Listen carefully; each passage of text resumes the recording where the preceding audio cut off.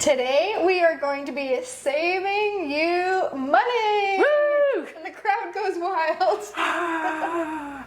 We are doing our Frugal freezer meal stack today, which is a collection of recipes that are, you guessed it, frugal. Now, we don't like to use the word cheap, so we're going to stick with frugal, inexpensive, affordable, because it sounds fancier.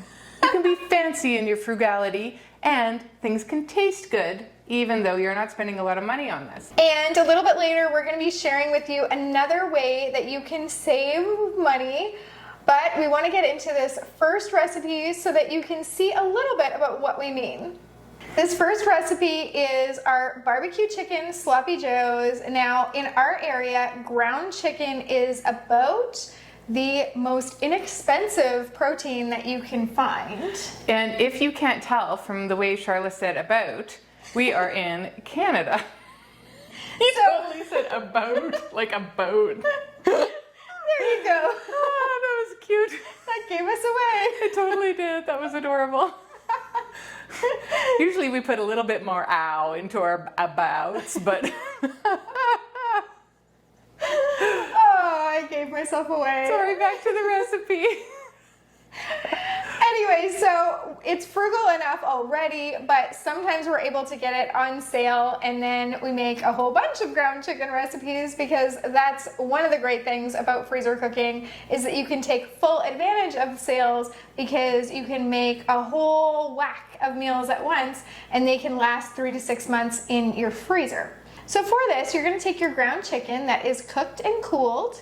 You're going to add it into a large resealable freezer bag along with some diced onion, chopped green pepper, barbecue sauce, and tomato sauce. You're going to squish everything together right there in the bag, which saves you on doing dishes. And then you're going to get as much air as you can out, because air is going to be what causes freezer burn. Seal it and get it frozen. Now, this one is a really nice thin bag, which means that it thaws super quickly. So on the day you go to make this, if you forget to pull something out of your freezer, this is a great one to pull out at the last minute. And then you can just reheat it in a skillet, or you can actually do this one in the slow cooker if you prefer. You're just gonna serve this on hamburger buns, and you've got a new take on sloppy joes that was even less money than the original. This next recipe is beefy rice, and I will tell you, it is actually quite beefed up. There's 1.5 pounds of ground beef in this, and it goes a long way, so it is extra affordable. Into a medium quart-sized freezer bag, we're going to add a cup of uncooked rice. We're going to set that aside. Into a large freezer bag, we are going to add that ground beef that has been browned and cooled, some diced tomatoes, some chopped onion, some more chopped green pepper, some salt, a bit of chili powder, and that's it. We're going to mix that around right in the bag. We're going to remove the excess air from both of these bags, seal them up, and staple them together. Make sure you staple above the seal, or you will have holes and leaks in the parts where you don't want holes and leaks. And you're going to freeze it. On the day you go to cook this, you're going to allow it to thaw, remove those staples, then you can open your bags, and you can dump the contents of both bags just right into the slow cooker. Add 1 cup of water and stir it in. The rice is going to cook right up in this dish, giving it volume, and get your starch rate in there. And then this is a whole meal that you can serve your family, and it does definitely serve 6. We told you that we were going to be sharing with you another way that you could save money. Now, with freezer cooking, you're already saving money because you're able to take advantage of those sales like we talked about. You are also able to not have to go through the drive-through or order takeout or buy convenience items, because you always have dinner done. You don't have to think about what to make for dinner, because it's just sitting there waiting for you to heat it up, which is pretty awesome. That's our favorite part about freezer meals. It just takes the top off that mental load there that we sometimes carry with us. And you don't have to think about what you're making for dinner. It really is just that easy of pulling something out. Sometimes you still forget, so you pull out a thinner bag and it's okay. exactly like those barbecue chicken sloppy joes. I've totally pulled those out last minute. Barely thawed into the skillet. Yes. They cook right up and on your buns. Nobody would ever know. Some of my kids love that one so much, It like is more really good. than regular sloppy joes. Oh. And one of my sons moved out a few months ago now, and he actually, I was a nice mom. She was a very nice mom. And he bought himself a small extra freezer, and I stocked it up for him with meals that he asked for. Just like, I am not usually that nice.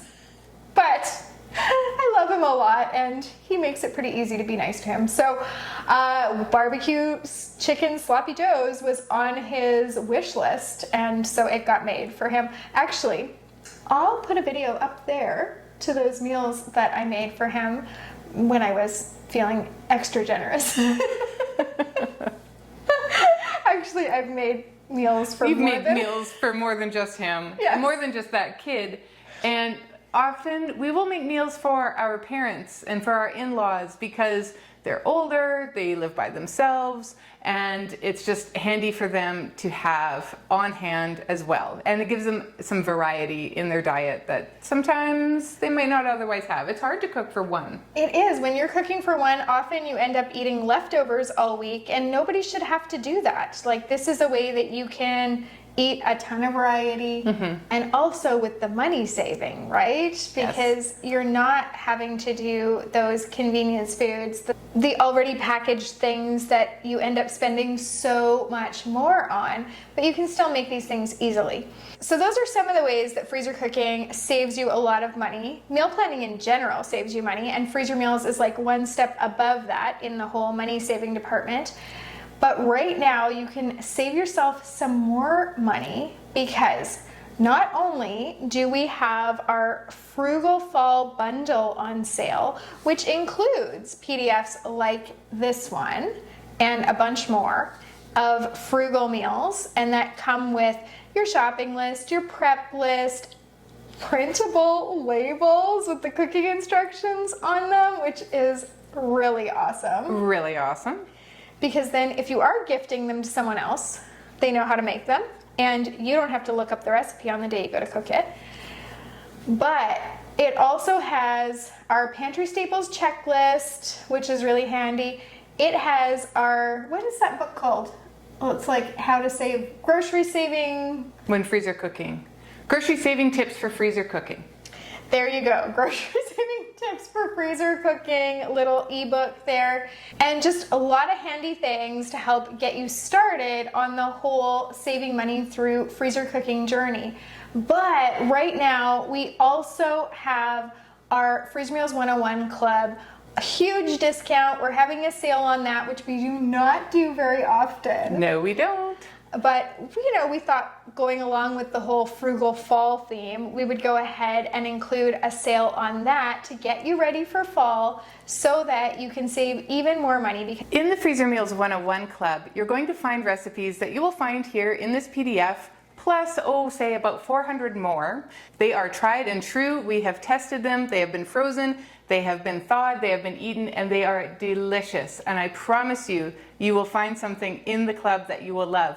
It is also like these PDFs in that it comes with ingredients lists. It comes with prep lists. You can make your own printable labels right in the club, and you can make your own meal plans. So if you have dietary needs, or if you catch a wicked sale on ground beef, you can even filter by ground beef for your protein, and it will show you all of the ground beef recipes. You make your meal plan from that, and you go gangbusters at the store, get all your ground beef, make your meals. Or you can filter ground beef and slow cooker because you have a busy life and the slow cooker is your friend. Or ground beef and skillet because you want things to be done in a very short amount of time, half an hour or less, right?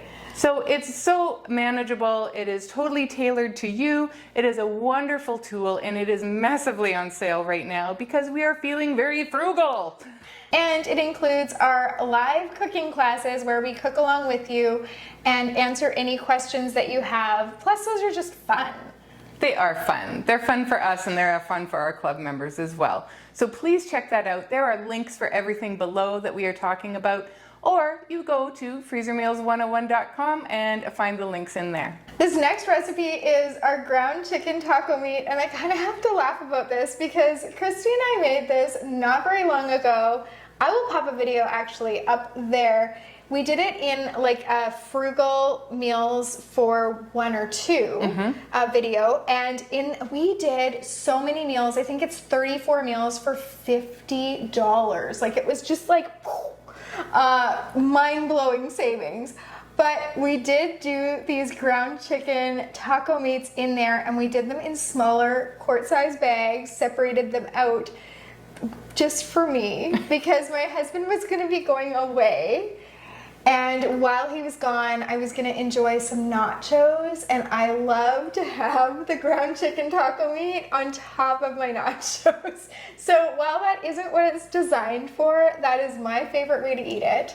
And honestly, if it's just like it was just 2 of the kids and me here, one of them's a toddler and he hardly eats anything, so he's certainly not going to be eating nachos. No.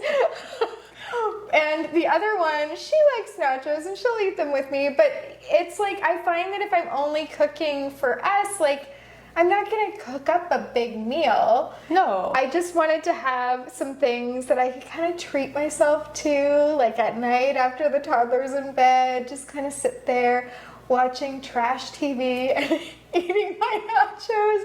And yeah, so that's my ground chicken taco meat story. And it's so easy to put together. All you need to do is put your ground chicken in your freezer bag, or you can separate it out into smaller quart-size freezer bags if you prefer to use it for nachos. And then you're just gonna add a splash of olive oil and some taco seasoning and shake that up in the bag to coat it. That's it. It's 3 ingredients. It's super simple. And because you already had browned your ground chicken for those sloppy joes, you're just browning some more in the same skillet at the same time. It's not taking you any extra time.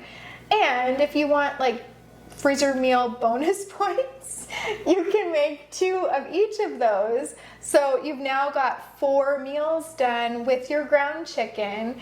And again, all you were using, same skillet, less dishes, same amount of time to do up 4 pounds than it would be to do up 1 pound, and 4 dinners are completely taken care of.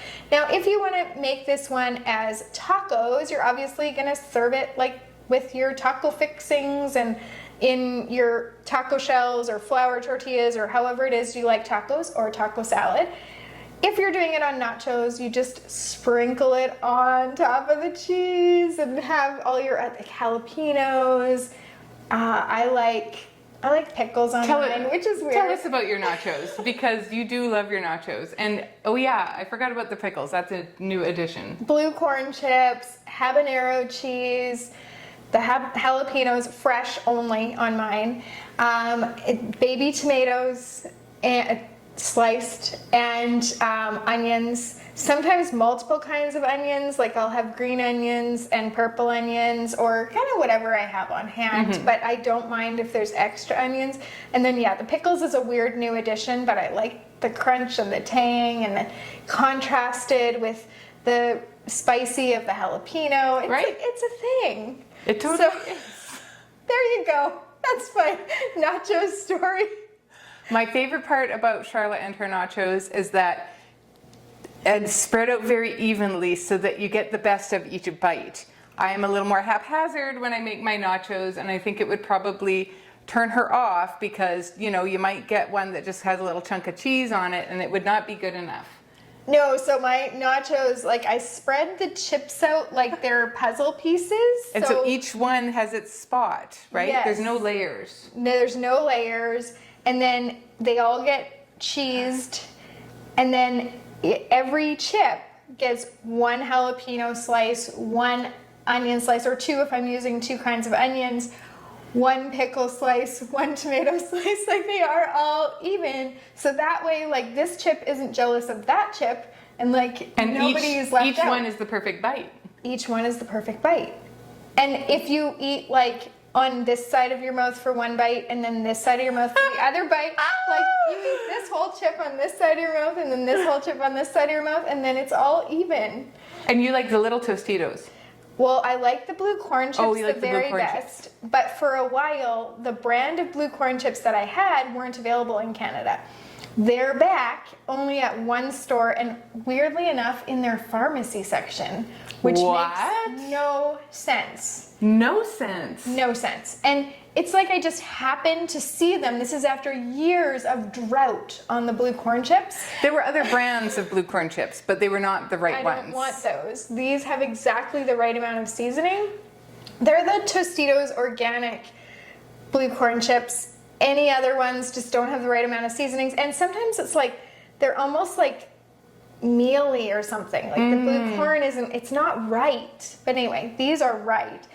And I just happened to be passing this end cap in the pharmacy of the grocery store, and I was like, oh, they're back! You know? And so now, like, my kids even know now, because sometimes I'll send them to pick up a few things. They or know where whatever. to They go. know where to go. I've like had to draw a little diagram for one of my You're so daughters funny. about where they are in the store. Anyway, I love them on the blue corn chips. If those aren't available, which they weren't for years, then you can have like the round Tostitos, or the restaurant style Tostitos are okay too, like just the white ones, but nothing like the blue corn chips. I have gone in phases. I used to cover them in foil when I baked them, because then it would be like more evenly, but then you don't get as much crunch on your chips. No, definitely. So there was like, and I would sprinkle a little bit of taco seasoning on them after the cheese. But now that you have the chicken, you don't need to. Exactly. The reason I am pushing Charla so hard on explaining how neurotic she is about her nachos, is because every recipe we have goes through the same rigmarole. And that is how I can explain to you that our recipes taste really good. They have good texture, even though they have spent a month or two in the freezer. And we do test every single one. And we would not put it on our website or in this PDF if we did not think that it was going to be a delicious recipe for you to eat and to serve your family. I'm laughing so hard. You tricked me. I totally did. She loves talking about nachos, and you just walked right into it. It was so easy. It was so easy, and I just loved it. But it really proves my point that is how much you care about food. Oh, I do. And that is why you can trust that this is good food. Because I am a slap it together kind of food person, and you care about every bite that you eat, that I eat, that you eat. Do you understand? It's so true. It's so true. Oh, that's hilarious. That's so funny. Okay, people have passions, right? And I love food. Like, I'm Right. such a foodie. And when I run out of ideas for recipes to invent and stuff, then I'll go to like a fancy restaurant and look at the menu and order weird things, and then see if I can freezer mealize it. And I can't always, and I have some fails, but then I don't put them in the club, because my goodness, you don't have to try the fails. That's what we're for, and our families. Totally, our guinea pigs. And it's like, Christy and I like saw Shakshuka on a Love TV is blind, show. Like, because we do watch trash TV, but Yes. whatever. and so it was like I went about researching like what it is, what is in it, all the different recipes, and then we tried several versions. Right. And then sort of combined the best things from both versions to come out with the version that's in the club. Totally. And who knew you could freezer mealize shakshuka? Well, you know, you can. And we did the same with pork carnitas recently. And we did a mega session, which is where we do 3 months of recipes at a time. So we do over 100 meals. And we are like, they're both so good. We can't choose between them. Like, It's true. They're both going in the club. I just can't. They're amazing. So, do you understand?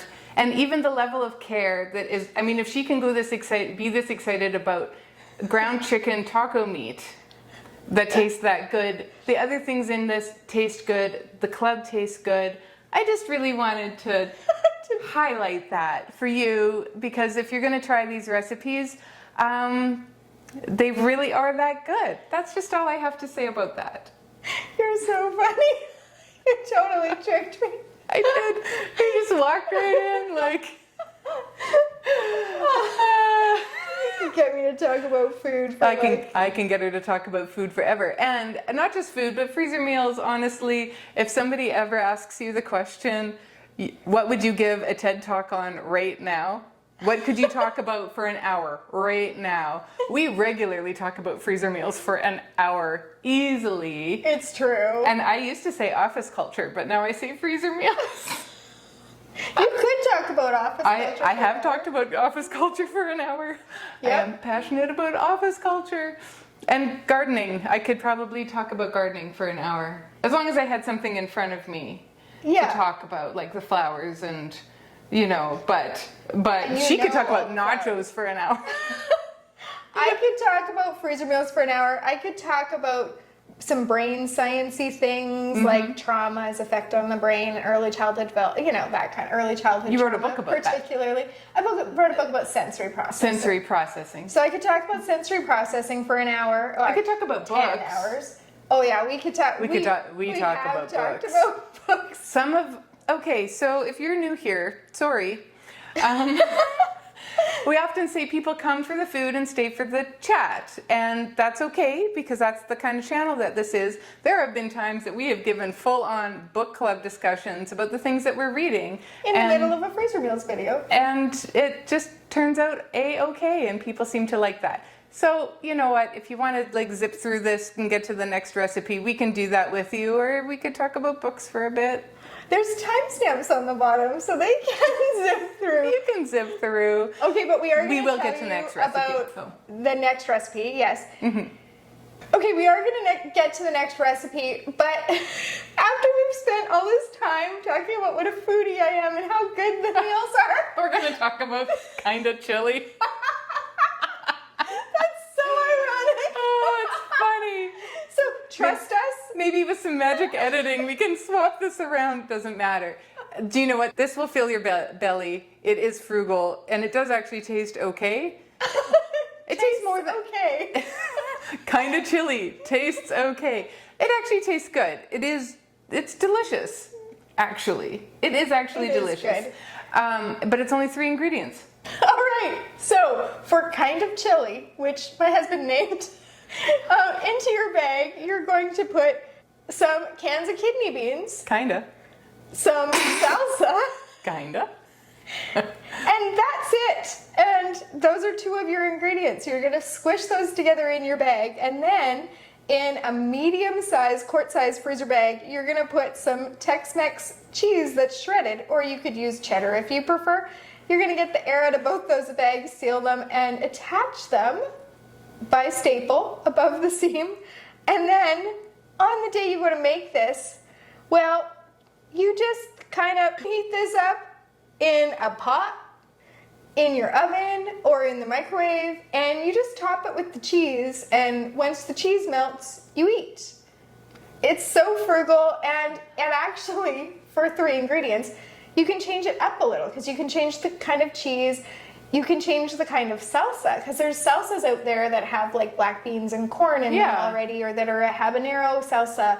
I wouldn't do it with a mango salsa. That might be weird, but if you want, you could try it and let us know. You could dress it up and chop up some green onions and sprinkle it on top for a garnish. Yes, you could get all kinds of fancy with this non-fancy recipe. It is very non-fancy, but the kidney beans are providing you excellent fiber and protein, and the salsa is giving it zip. The cheese is just making it homey and well cooked, and we have talked about kinda chili for 5 or 6 minutes. That is how passionate we are about the food in our repertoire. So for as uncomplicated as kind of chili is, this one has a little bit more oomph to our assembly process. This is spicy red lentil soup. And again, with the fiber and the protein, this is a vegetarian dish that has a lot of flavor packed into it. We're going to start out by sauteing some chopped onions in some olive oil right on the stove top. We're going to add in some minced garlic. We're adding in some ground cumin, paprika, and cayenne pepper. We're going to cook that for a minute. We're going to add a lot of chicken broth. We're going to add in our dry red lentils that have been rinsed and drained, some tomato paste, and a bay leaf. We're going to cover and bring this to a boil, stirring occasionally, and then once it's to a boil, we're going to reduce that heat and simmer for 25 to 30 minutes. We want those lentils to soften up. We want those flavors to meld. We are going to remove the bay leaf. We're going to use an immersion blender right into the pot, into the soup, and blend this until it is absolutely smooth as silk, and add in a can of evaporated milk. We are going to simmer it for 5 minutes longer until it's nice and hot. Give it a little dash of salt and pepper, and it is ready to go. So what is nice about this recipe is that it is already cooked. We are going to, you can eat it right now if you want, or you can allow it to cool. We're going to put it into freezer bags. This would fit into one large freezer bag, or like we had talked about earlier, if you are living alone or there's just two of you, this is a nice one to divide up into smaller freezer bags. Use the quart size and make many of them.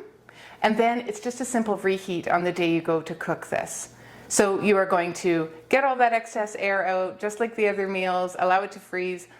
On the day you go to use it, you're going to defrost it. You're going to get it back into a pot on the stove, but it's already cooked. You could do this in the microwave. It is a simple reheat. This makes a great lunch. This makes a great lunch that you can take to work. Mm-hmm. And again, packed full of protein with those lentils, lots of fiber, and I promise you, based on our early conversation, that it is really, really delicious. This recipe, I think, is the one that changed your mind about lentils. It might be the one. I had always felt that they were grainy and I didn't like the texture, but when they were done with the immersion blender, it wasn't an issue for me anymore. And it did change my mind. This is Charlotte's sister-in-law's recipe, and she said, I promise you, it's really, really good. Well, I trust her that things are really, really good. But not everybody likes everything. I'm like, lentils, trust me, this is delicious. You can adjust the spice level based on the cayenne. You can add a little bit more, or you can back off a little bit. It doesn't have to be super spicy, but it has a good amount of heat. Yeah, she had made it for us. It's one of those things where, you know, how you eat something that's new and really like exciting and different, and so then you have to ask for the recipe if you loved it. Well, it was this thing where years and years ago we had gone cross-country skiing, which I've done like, I don't know, 4 times in my whole, I'm sure I can count on one hand the amount of times I've gone cross-country skiing. But it was a cold winter day, and you know how with cross-country skiing you have to work so hard. So you are hungry. And we got back to their house after, and she had this waiting, and it was just the perfect thing. Oh, anyway, spicy red lentil soup. Who knew? Who knew? She knew. I knew. You now know. And you should get this. You should go down into the links below and look at the Frugal Fall bundle that we have prepared for you. And really, you should go and take a look at that page that says Join the Club on it. You really, really need to take a good look at that, because these recipes are in there, but it's all so much more. And it is so wonderful. This is the frugalest thing you could do this week. I really promise. Thank you so much for joining us today. We've had a lot of fun, actually, because Christy tricked me and, you know, we had a good laugh. But we have had a lot of fun sharing some of our most frugal recipes with you and just sharing our passion about freezer meals. Yes. I hope you decide to give these a try, and happy cooking.